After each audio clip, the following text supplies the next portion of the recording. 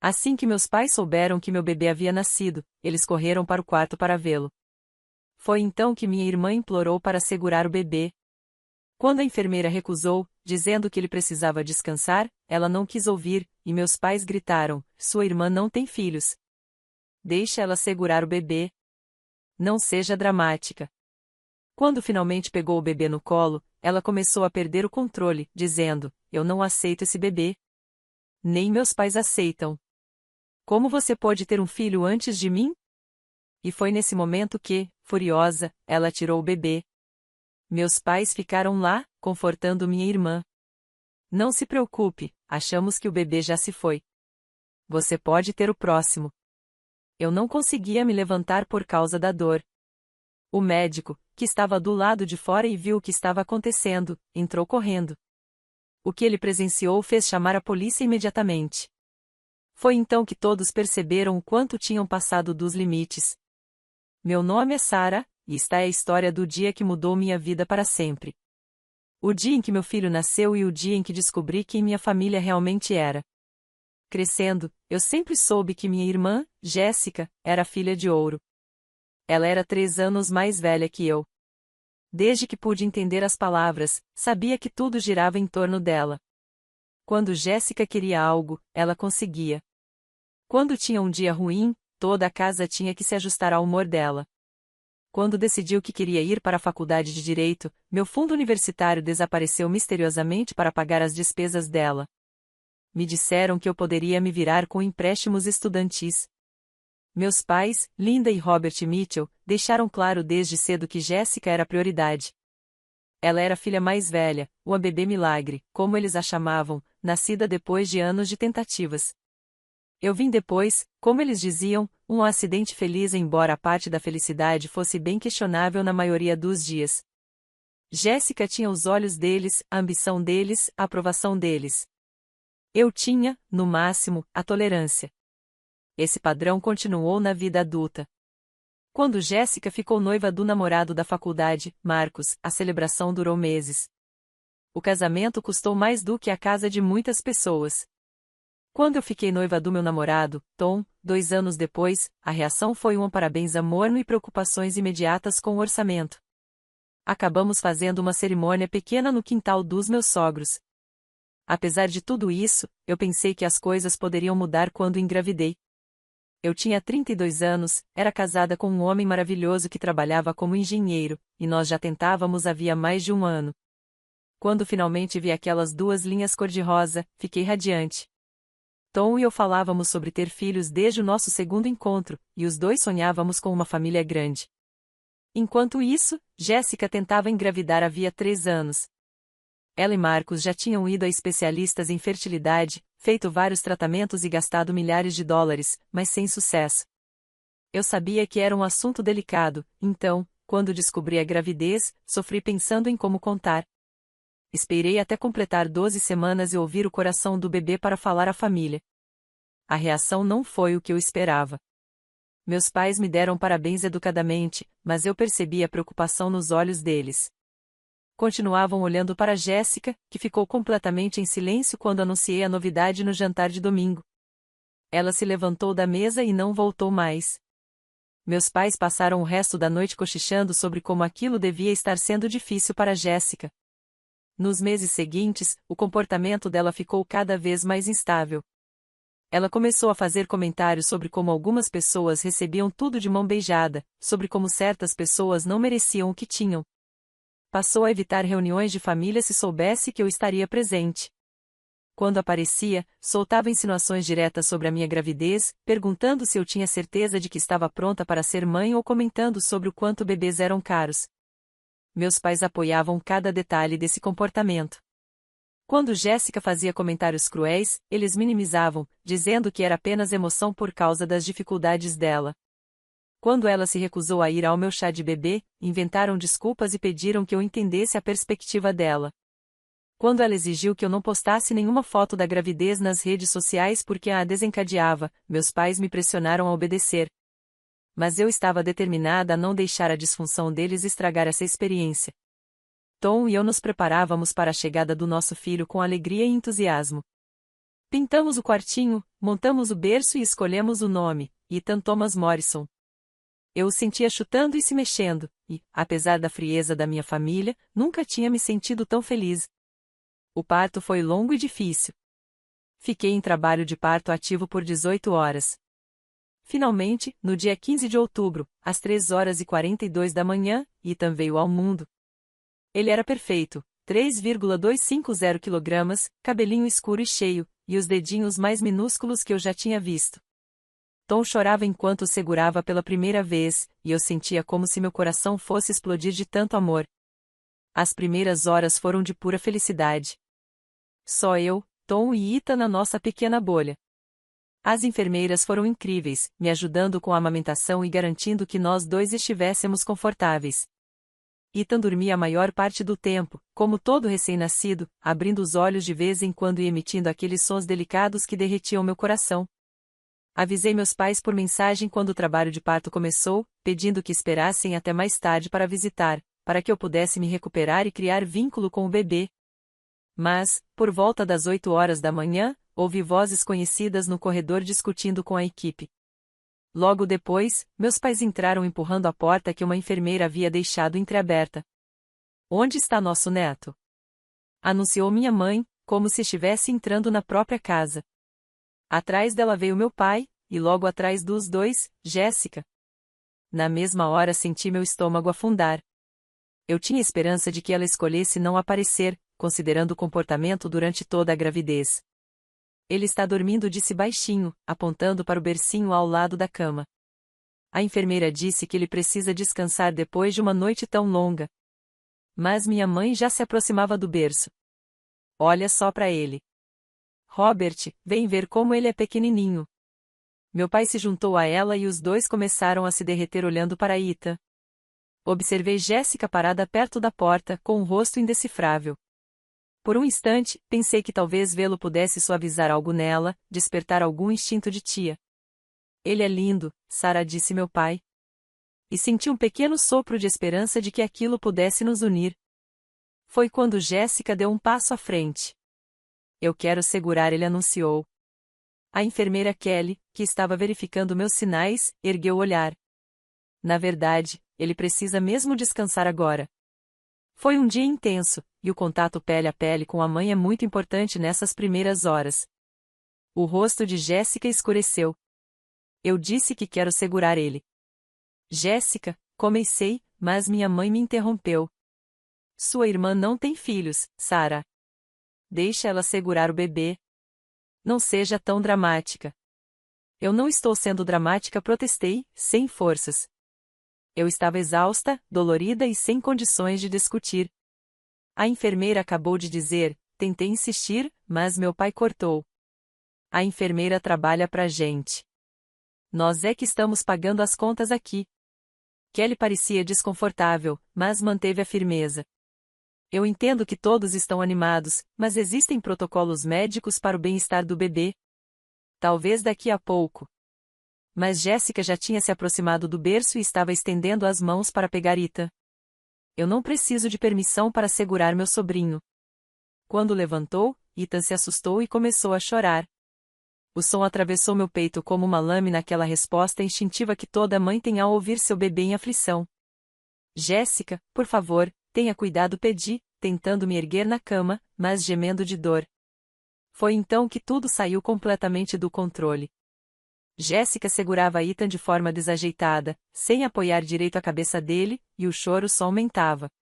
Em vez de tentar acalmá-lo ou devolvê-lo, ela começou a sacudi-lo levemente, como se fosse fazê-lo parar à força.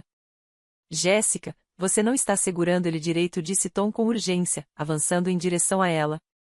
Mas Jéssica recuou, agarrando Ethan ainda mais forte. "Eu sei segurar um bebê." Disparou, ríspida. Então começou a falar quase para si mesma, a voz ficando cada vez mais alta e agitada. "Eu não aceito esse bebê. Nem meus pais aceitam. Como você pode ter um filho antes de mim? Isso não é justo. Não era assim que deveria acontecer." "Jéssica, você está assustando", ele implorei, sentindo as lágrimas queimarem meus olhos.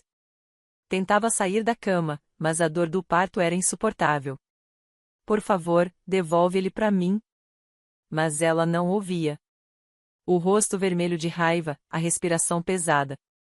Você sempre tem tudo. Sempre pega o que deveria ser meu. Esse bebê deveria ser meu. Kelly já havia apertado o botão de emergência e falava rápido no rádio, pedindo ajuda imediata. Mas meus pais, em vez de tentar ajudar, focaram apenas em Jéssica. Calma, querida, disse minha mãe com voz suave, como se um recém-nascido chorando e sendo maltratado não estivesse em perigo. Ela tem razão de estar chateada, acrescentou meu pai. Deve estar sendo muito difícil para ela. Eu não podia acreditar no que estava ouvindo. Meu filho em perigo, claramente nas mãos de alguém estável, e meus pais apenas consolando minha irmã. Foi nesse momento que Jéssica perdeu totalmente o controle. Eu não aguento isso. Não suporto ver ela ter tudo o que eu quero. E, no instante que vou reviver na minha mente pelo resto da vida, ela recuou os braços e lançou meu filho de apenas 3 horas de vida. O tempo pareceu desacelerar. Eu vi meu bebê voar pelo ar, o corpinho indefeso, os gritos cortando tudo ao redor. Tom se lançou para tentar pegá-lo, mas Jéssica o arremessou em direção à parede, ao lado da janela. Ethan bateu na parede com um som horrível e caiu no chão. O silêncio que se seguiu foi ensurdecedor. Por um momento terrível, ninguém se mexeu. Meu bebê estava deitado imóvel no chão e eu não sabia se ainda respirava. Então comecei a gritar. Não lembro exatamente o que dizia, só lembro dos gritos e de tentar sair da cama, arrancando o acesso intravenoso, sem me importar com nada além de chegar até meu filho. Tom caiu de joelhos ao lado de Ethan, verificando com cuidado se havia sinais de vida. Ele está respirando, disse, a voz trêmula. Ele está respirando, mas precisamos de ajuda agora. E foi nesse instante que meus pais mostraram quem realmente eram. Em vez de correr para ajudar o neto, em vez de chamar assistência médica, em vez de fazer qualquer coisa útil, os dois foram imediatamente consolar Jéssica. Está tudo bem, querida, dizia minha mãe, abraçando minha irmã enquanto ela chorava. Não se preocupe. A gente acha que o bebê provavelmente já se foi mesmo, acrescentou meu pai, batendo no ombro dela. Você pode ter o próximo. Provavelmente foi melhor assim. Eu não podia acreditar no que estava ouvindo. Eles achavam que meu filho estava morto e falavam com minha irmã como se meus filhos fossem objetos a serem distribuídos entre as filhas, de acordo com as preferências deles. Eu estava com dor demais para ficar de pé, mas tentava engatinhar para fora da cama e chegar até Ethan quando a porta se abriu de repente. O Dr. Martinez, que havia feito o parto poucas horas antes, entrou correndo depois de ouvir a confusão no corredor. O que ele viu paralisou, um recém-nascido caído no chão, uma mãe tentando rastejar para sair da cama do hospital, um pai ajoelhado ao lado de um bebê ferido e uma família consolando a pessoa que havia acabado de jogar o bebê contra a parede. O Dr. Martinez não hesitou. Imediatamente se ajoelhou ao lado de Tom e começou a examinar Ethan enquanto chamava a equipe da UTI neonatal. Depois, olhou em volta do quarto, absorvendo a cena, e vi seu rosto se endurecer. O que aconteceu aqui? Ele exigiu. Foi um acidente, disse Jéssica rapidamente, a voz alta e em pânico. Eu estava segurando ele e escorreguei. Mas o Dr. Martinez já tinha visto demais na carreira para ser enganado.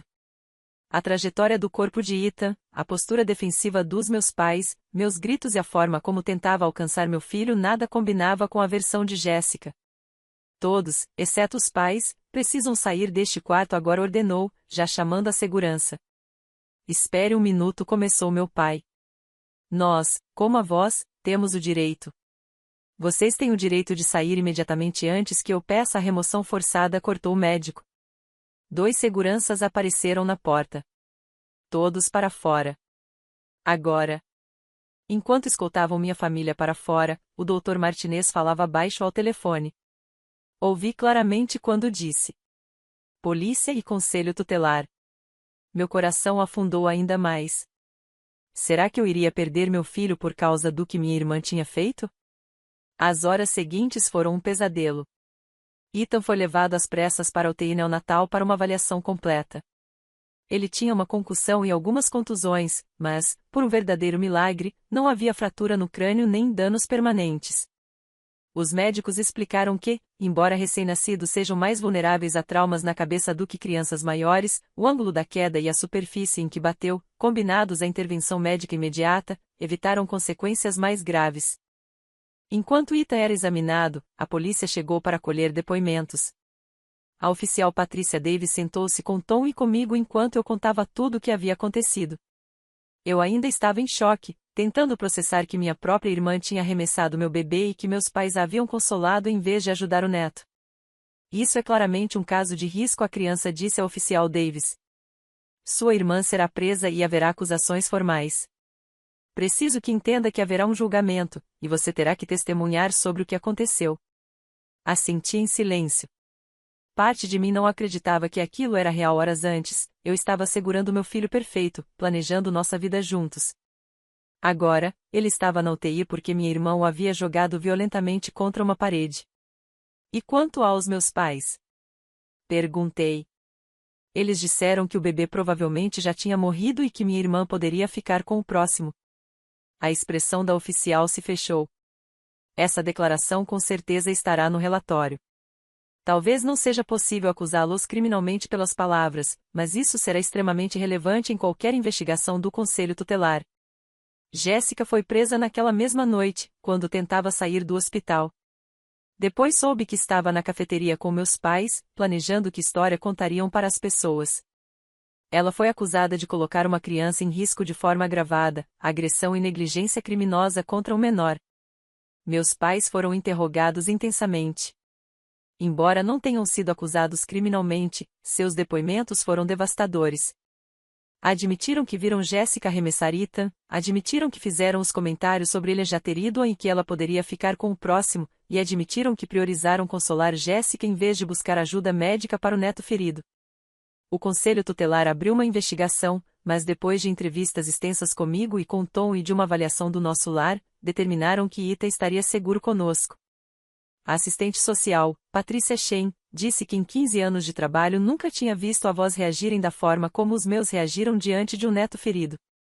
Ela explicou, no entanto, que o conselho monitoraria a situação e que meus pais teriam que concluir aulas de paternidade e passar por avaliação psicológica antes de qualquer contato não supervisionado com Ethan ser considerado no futuro. Ethan voltou para casa 5 dias depois, saudável e alerta, sem efeitos permanentes do que havia sofrido. Tê-lo em nossos braços, em nossa própria casa, vê-lo dormir em paz no berço, me trouxe uma mistura de amor esmagador e uma fúria protetora que eu não sabia que podia sentir. O julgamento de Jéssica começou 3 meses depois. Tom e eu testemunhamos sobre o que havia acontecido naquele dia, e nosso depoimento foi confirmado por vários funcionários do hospital que presenciaram partes do incidente. Kelly, a enfermeira, contou como Jéssica se recusou a ouvir as orientações médicas sobre como segurar Ethan.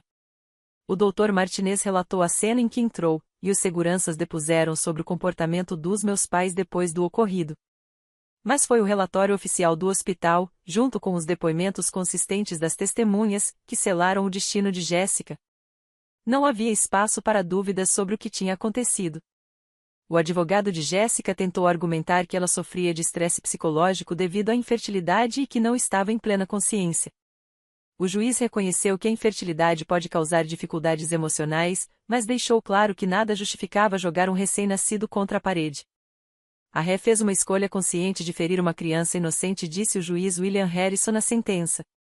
O fato de ela ter sido confortada e apoiada nessa escolha pelos próprios avós da criança torna este caso ainda mais perturbador. Jéssica foi condenada a 3 anos de prisão, com possibilidade de liberdade condicional após 18 meses. Também foi obrigada a passar por avaliação e tratamento psicológico e ficou proibida de ter contato com Ethan ou com nossa família por 5 anos após sua libertação. Meus pais não foram acusados criminalmente, mas a investigação do Conselho Tutelar resultou em um plano de segurança. Teriam que concluir cursos de parentalidade e passar por aconselhamento psicológico antes de qualquer contato não supervisionado com Ethan. O caso permaneceria aberto e seria revisado anualmente. Sinceramente, eu não queria que eles tivessem direito de visita. Pessoas que conseguem ver o neto ser arremessado contra uma parede e consolar quem o fez não eram pessoas que eu queria na vida do meu filho. As semanas após a alta de Ethan da UTI neonatal foram um borrão de consultas médicas, reuniões com advogados e noites sem dormir. Cada vez que eu olhava para meu filho, sentia uma mistura de amor avassalador e terror persistente. Os médicos nos asseguraram que ele estava completamente bem, mas eu me via verificando o tempo todo se havia algo errado. Tom tirou uma licença prolongada do trabalho para me ajudar a processar tudo e participar das várias reuniões com advogados e assistentes sociais. Ele foi incrível nesse período, cuidando de todos os detalhes práticos enquanto eu me concentrava em criar vínculo com Ethan e tentar me recuperar emocionalmente. Mas eu também via o peso que ele carregava. Às vezes, ficava parado olhando para o nada, com uma expressão de incredulidade, como se ainda não conseguisse aceitar que tudo aquilo tinha sido real. A parte mais difícil nem foi lidar com o sistema judicial ou com o acompanhamento médico. Foi o silêncio completo da minha família. Depois da prisão de Jéssica, meus pais tentaram me ligar algumas vezes, mas quando não atendi, pararam de tentar. Nenhum pedido de desculpas, nenhum reconhecimento do que disseram naquela sala de hospital. Nenhuma preocupação expressa pelo bem-estar de Ethan. Era como se tivessem nos apagado da vida deles no momento em que perceberam que haveria consequências para suas ações.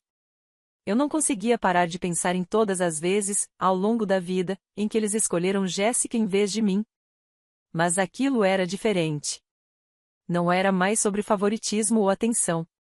Era sobre a segurança do neto deles. O fato de terem priorizado o estado emocional de Jéssica em vez do bem-estar físico de Ethan dizia muito sobre o caráter deles, algo que eu não podia mais ignorar ou justificar. Cerca de um mês depois do incidente, minha amiga de infância, Amanda, entrou em contato comigo. Ela tinha ouvido por conhecidos o que havia acontecido e ficou horrorizada. Amanda crescera vendo como meus pais me tratavam em comparação a Jéssica e disse que, de certa forma, não estava surpresa com a reação deles, o que, de algum jeito, tornava tudo ainda pior. Lembra quando estávamos no ensino médio? Ela disse durante uma de nossas longas conversas ao telefone, e Jéssica bateu o seu carro depois de pegá-lo sem permissão? Seus pais ficaram mais preocupados com a vergonha dela do que com o fato de que ela poderia ter matado alguém. E ainda fizeram você pagar o conserto com o dinheiro do seu trabalho.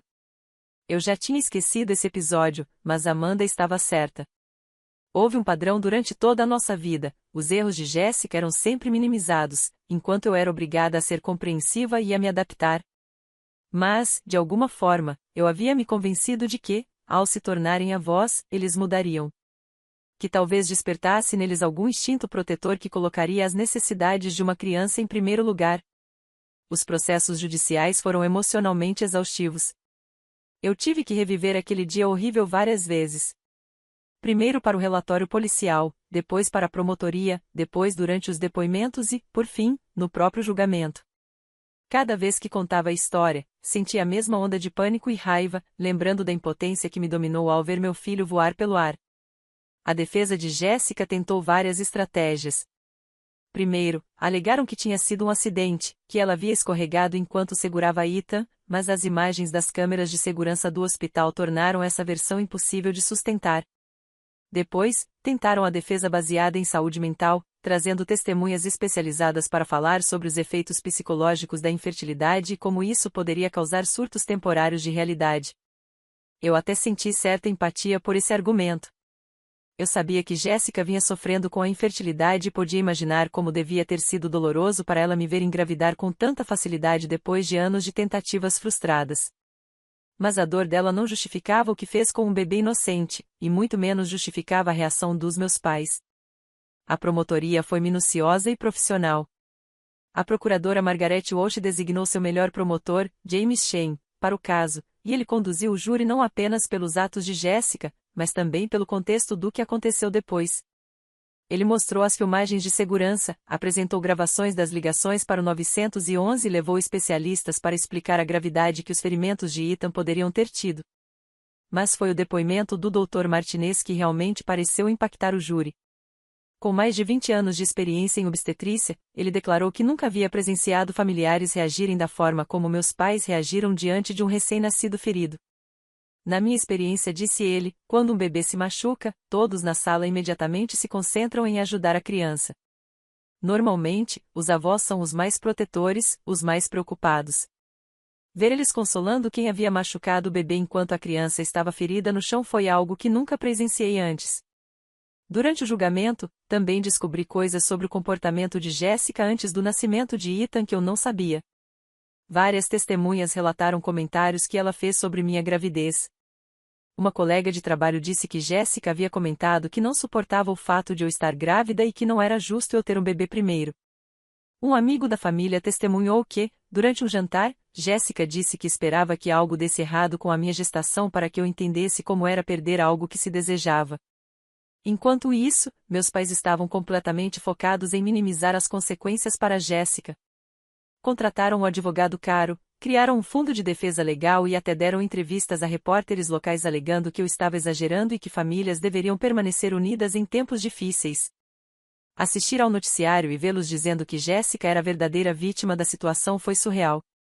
Em nenhum momento, em nenhuma declaração pública ou documento legal, eles expressaram preocupação pelo bem-estar de Ethan ou reconheceram que ele havia se ferido gravemente.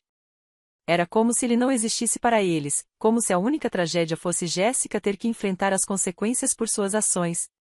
O julgamento durou 3 semanas, e nesse período Tom e eu recebemos centenas de mensagens de pessoas que acompanhavam o caso pela imprensa. A maioria era de apoio, demonstrando choque com o que havia acontecido e admiração pela forma como lidamos com a situação. Mas algumas foram críticas, ecoando o discurso dos meus pais de que famílias devem perdoar e esquecer, que Jéssica estava passando por um momento difícil e merecia compaixão. Essas mensagens eram quase tão difíceis de ler quanto as de apoio, porque me lembravam que havia pessoas no mundo dispostas a priorizar os sentimentos de um adulto em detrimento da segurança de uma criança. Isso me fez perceber que o que aconteceu naquela sala de hospital não se resumia apenas à dinâmica da minha família. Era um reflexo de uma falha maior da sociedade em proteger crianças. Quando o veredito foi anunciado culpada em todas as acusações, senti uma mistura complexa de emoções, alívio por haver consequências, tristeza por tudo ter chegado a esse ponto e uma profunda dor pelo luto de uma família que eu pensei ter, mas que na verdade nunca existiu. A audiência de sentença de Jéssica foi marcada para 2 semanas depois do veredito. O juiz permitiu declarações de impacto da vítima, e eu passei dias escrevendo e reescrevendo a minha. Como resumir o impacto de ver sua irmã jogar seu bebê recém-nascido? Como explicar o trauma de perceber que seus próprios pais se importavam mais em proteger a filha favorita do que a vida do neto? No fim, mantive a simplicidade. Falei sobre como me tornar mãe despertou em mim um instinto feroz de proteção, e como eu não conseguia entender por que esse mesmo instinto não despertou em Jéssica quando segurou Ethan, nem em meus pais quando o viram se machucar. Falei sobre como passaria o resto da minha vida garantindo que Ethan estivesse cercado de pessoas que o protegeriam, em vez de pessoas dispostas a sacrificá-lo pelo conforto emocional de outra pessoa. Também falei sobre perdão, porque sabia que as pessoas esperavam isso de mim. Disse que perdoava Jéssica pelo momento de violência, porque acreditava que ela havia sido consumida pela dor e pela inveja a ponto de perder, temporariamente, a razão. Mas afirmei que perdão não significava ausência de consequências. E não significava colocar meu filho em risco ao manter contato com alguém que já havia provado ser perigosa quando estava abalada. Quanto aos meus pais, eu disse que o que eles fizeram foi, de certa forma, pior do que o que Jéssica havia feito, porque foi calculado e não impulsivo. Eles tiveram tempo para pensar, tempo para escolher entre consolar alguém que tinha acabado de ferir o próprio neto ou ajudar esse neto. E deixaram clara a escolha deles. O advogado de Jéssica fez dar uma declaração também, e foi exatamente o que eu esperava. Ela falou sobre suas lutas contra a infertilidade, sobre como me ver grávida desencadeou sentimentos que não sabia lidar, sobre como nunca teve a intenção de machucar Ethan e como se arrependeria do que fez pelo resto da vida. Mas o que ela não fez foi assumir a responsabilidade por completo. Continuou se referindo ao ocorrido como um momento de mau julgamento, e não como um ataque violento a um recém-nascido. Falou sobre como toda a família havia sido despedaçada pelo incidente, como se todos nós tivéssemos sido igualmente vitimizados pela escolha dela de jogar um bebê contra a parede. O juiz Harrison não se deixou enganar. Em suas observações durante a sentença, deixou claro que entendia a diferença entre explicar as ações de Jéssica e desculpá-las. O tribunal reconhece que a infertilidade pode causar um grande sofrimento emocional, disse ele. Mas milhões de pessoas enfrentam infertilidade sem recorrer à violência contra crianças. A ré fez uma escolha consciente de ferir um bebê inocente, e o fato de continuar minimizando essa escolha sugere que ela ainda não assumiu totalmente a responsabilidade por suas ações. A sentença de 3 anos me pareceu apropriada. Era longa o suficiente para refletir a gravidade do que ela havia feito, mas não tão longa a ponto de destruir completamente sua vida. A exigência de que ela se mantivesse afastada de Ethan por 5 anos após a libertação era, para mim, ainda mais importante do que o tempo de prisão. Eu precisava ter a certeza de que ele estaria protegido durante a infância, os anos em que estaria mais vulnerável. Mas, mesmo com a resolução legal, eu estava em frangalhos emocionalmente. Comecei a fazer terapia com a doutora Raquel Kim, especialista em traumas familiares. Ela me ajudou a entender que o que eu estava vivendo era uma forma de luto. Luto pela família que eu pensei ter, luto pela infância que me convenci que era normal. Luto pelas relações que eu esperava que melhorassem quando me tornasse mãe. É comum as pessoas manterem a esperança de que a dinâmica familiar mude quando chega uma nova geração, explicou a doutora Kim em uma das sessões. Você provavelmente achou que, ao se tornarem avós, seus pais despertariam algo diferente, algo mais protetor e acolhedor. Quando isso não aconteceu, você teve que encarar a realidade de quem eles realmente são. Ela tinha razão. Eu havia me convencido de que o favoritismo dos meus pais por Jéssica era apenas uma fase, algo de que eles cresceriam quando me vissem como uma adulta realizada, com minha própria família. Achei que, ao segurarem o neto nos braços, eles passariam a me enxergar de outra forma, a me valorizar de forma diferente. Mas, em vez disso, ficou claro que as prioridades deles não tinham mudado em nada. Os sentimentos de Jéssica ainda eram mais importantes do que o meu bem-estar e, aparentemente, agora também mais importantes do que o bem-estar do próprio neto. A doutora Kim me ajudou a lidar com a culpa que eu sentia por cortar contato com meus pais. Parte de mim achava que eu deveria tentar manter algum tipo de relacionamento por causa de Ethan, que privá-lo dos avós era, de certa forma, errado. Mas ela me fez compreender que protegê-lo de pessoas que já haviam provado não priorizar sua segurança não era crueldade. Era boa maternidade. Crianças não se beneficiam de relacionamentos com adultos que as veem como descartáveis, ela me disse. Ethan estará melhor com menos pessoas na vida dele que realmente o amem e protejam do que com mais pessoas que talvez sacrifiquem seu bem-estar pelo próprio conforto emocional. Essa perspectiva só se reforçou quando descobriu que meus pais andavam contando às pessoas sobre a situação. Por meio de amigos em comum e parentes distantes, soube que eles diziam que eu havia exagerado diante de um acidente e que estava afastando o neto deles por birra. Alegavam que Jéssica simplesmente havia perdido o controle enquanto segurava Ethan, e que eu estava punindo toda a família por um único erro. O fato de eles estarem mentindo ativamente sobre o que aconteceu, reescrevendo a história para parecerem melhores, me disse tudo o que eu precisava saber sobre se realmente tinham aprendido alguma coisa com a experiência.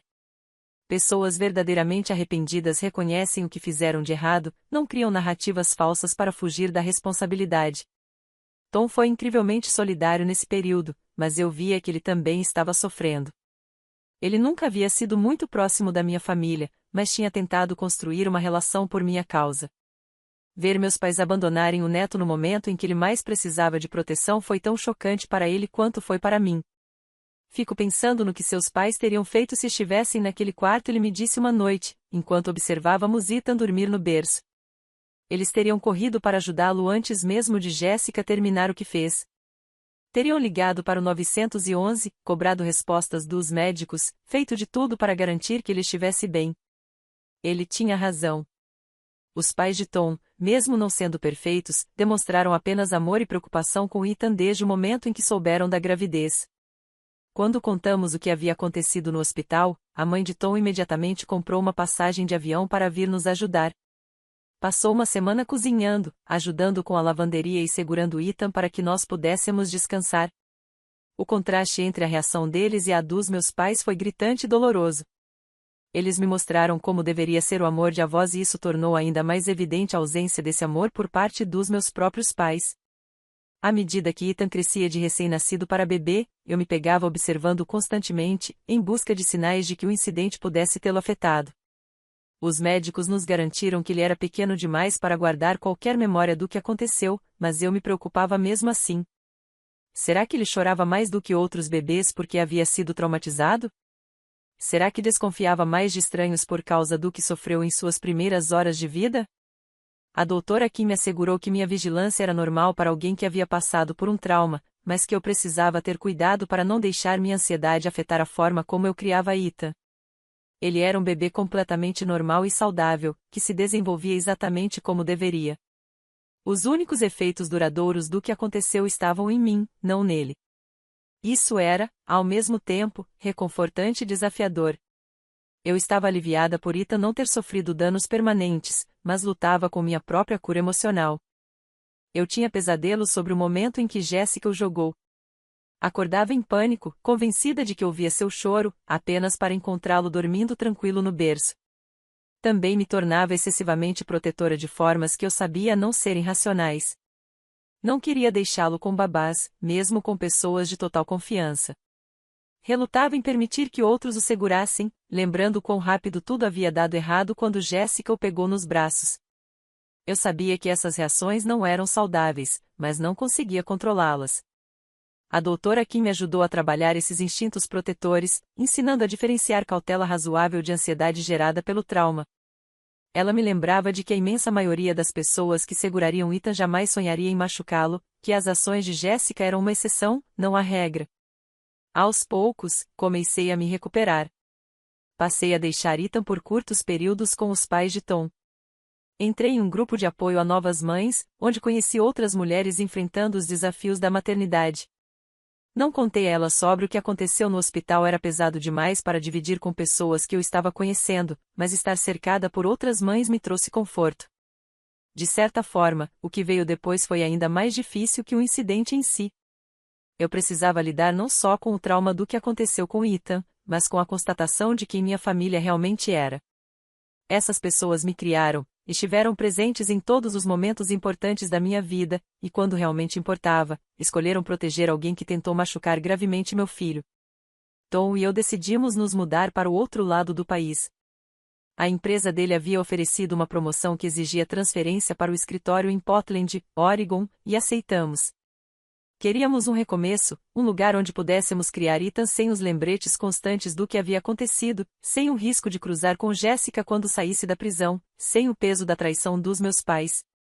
A mudança foi complicada com um bebê, mas a empresa de Tom ofereceu assistência, e conseguimos vender a casa rapidamente. Quando Ethan completou 6 meses, já estávamos estabelecidos em Portland. Antes da mudança, escrevi uma carta para meus pais. Disse que entendia que eles amavam Jessica, mas que as atitudes deles no hospital mostraram que não amavam a mim nem a Ethan o suficiente para nos proteger quando mais precisávamos. Disse que assistir à reação deles diante do neto ferido havia sido quase tão traumático quanto o incidente em si. E disse que, até que reconhecessem o que fizeram de errado e demonstrassem arrependimento genuíno por priorizar os sentimentos de Jessica em detrimento da segurança de Ethan, não teríamos relacionamento. Nunca recebi resposta dessa carta. Por amigos em comum, soube que eles chegaram a contratar um advogado para avaliar as opções legais em relação ao contato com Ethan, mas foram informados de que, dadas as circunstâncias e o processo ainda aberto com o CPS, tinham pouquíssimas chances de conseguir qualquer ação judicial. Já estamos em Portland há 18 meses, e Ethan é hoje um menino feliz e saudável que acabou de completar 2 anos. Ele adora livros, caminhões e brincar na chuva. Não guarda nenhuma lembrança do que aconteceu quando tinha apenas 3 horas de vida, e eu espero que nunca precise conhecer os detalhes. Tom e eu construímos aqui uma vida linda, com amigos que se tornaram nossa família escolhida e uma comunidade que nos apoia. Ainda acordo, às vezes, no meio da noite, pensando naquele momento em que Jessica o lançou. Ainda sinto, de vez em quando, aquela onda de fúria protetora ao lembrar dos meus pais consolando-a enquanto ele estava caído no chão. Mas, na maior parte do tempo, sinto gratidão. Gratidão porque Ethan sobreviveu sem sequelas. Gratidão porque descobri quem as pessoas realmente eram antes de desperdiçar mais anos tentando conquistar o amor delas. E gratidão porque tive a força de colocar a segurança do meu filho acima de qualquer outra coisa. Jéssica foi solta em regime condicional há 6 meses, depois de cumprir 20 dos 36 meses da sentença. Pelo sistema de notificação às vítimas, sei que está morando com meus pais e trabalhando como assistente jurídica em um pequeno escritório na nossa antiga cidade. Pelo que ouvi, ela anda dizendo às pessoas que tudo não passou de um mal-entendido e que eu exagerei ao me mudar e cortar contato. Meus pais, aparentemente, apoiam essa versão, contando a todos que sou irracional e que estou punindo a família por um erro de Jéssica. Mas eu sei o que vi. Sei o que eles disseram. E sei que, Quando meu filho de 3 anos precisou de proteção, os próprios avós escolheram confortar quem o machucou em vez de cuidar dele. Isso não é um mal-entendido nem um erro. É uma falha fundamental de caráter que nenhum laço de sangue pode justificar. Ethan merece mais do que pessoas que o veriam ser ferido e chamariam isso de perda aceitável. Ele merece avós que moveriam montanhas para protegê-lo, não aqueles que o sacrificariam para poupar os sentimentos da filha favorita. Então, construímos para ele uma nova família. Os pais de Tom nos visitam com frequência e fazem chamadas de vídeo com Ethan todas as semanas. Nossos vizinhos, Jim e Martha, se tornaram avós postiços, presentes em suas festas de aniversário e eventos escolares. Nossos amigos do grupo de pais têm filhos da idade de Ethan, e juntos criamos a rede de família estendida que realmente coloca o bem-estar das crianças em primeiro lugar. Às vezes me perguntam se sinto falta da minha família, se penso em um dia me reconciliar com eles. E a resposta honesta é que não sinto falta das pessoas que eles se revelaram ser. Sinto falta das pessoas que achei que fossem, dos pais e da irmã que eu acreditava ter. Mas essas pessoas aparentemente nunca existiram. As pessoas reais são aquelas que, diante da escolha entre proteger uma criança ou proteger os sentimentos de alguém, escolhem a criança todas as vezes. São essas as pessoas que quero na vida de Ethan. São essas as pessoas que merecem o título de família. Quanto a Jéssica, soube por uma amiga antiga que ela acabou engravidando cerca de 8 meses após sair da prisão. Teve uma filha, e aparentemente meus pais estão radiantes com a primeira neta. O modo como eles apagaram Ethan da própria narrativa me mostra tudo o que preciso saber sobre ter feito a escolha certa ao cortar contato. Meu filho não é prêmio de consolação nem substituto. Ele não vale menos do que os filhos teóricos da tia, e sua segurança não é negociável. Quem não consegue entender isso não tem lugar em nossas vidas, independentemente do DNA que possamos compartilhar. Ethan vai crescer sabendo que é precioso, que está protegido e que as pessoas ao seu redor estão ali porque o amam, não porque são obrigadas a tolerá-lo. Ele vai aprender que família não é apenas laço de sangue, mas sim as pessoas que estão presentes quando realmente importa. E talvez um dia, se ele me perguntar sobre a tia e os avós, eu direi a verdade, que às vezes as pessoas mostram quem realmente são nos momentos de crise. E, quando isso acontece, devemos acreditar nelas. Vou dizer que escolher estar cercado de quem o celebra, em vez de quem o enxerga como um incômodo, é uma das lições mais importantes que ele pode aprender. Por enquanto, ele é apenas meu filho pequeno, feliz e saudável, que dá os melhores abraços e me faz rir todos os dias. Ele é a prova viva de que, às vezes, as piores coisas que nos acontecem nos levam exatamente aonde precisamos estar. E em nossa casinha em Portland, cercados por pessoas que realmente nos amam, é exatamente onde pertencemos. A vingança, se é que se pode chamar assim, não foi algo que planejei ou orquestrei. Foi simplesmente a consequência natural das escolhas deles. Eles escolheram priorizar os sentimentos de Jéssica em vez da segurança de Ethan e perderam o acesso a nós dois. Escolheram minimizar e negar o que aconteceu e perderam a credibilidade diante de todos que ouviram a verdadeira história. Escolheram apagar Ethan da narrativa e perderam a oportunidade de conhecer a criança mais incrível que já conheci. Às vezes, a melhor vingança é simplesmente viver bem e proteger o que realmente importa. E é exatamente isso que estamos fazendo.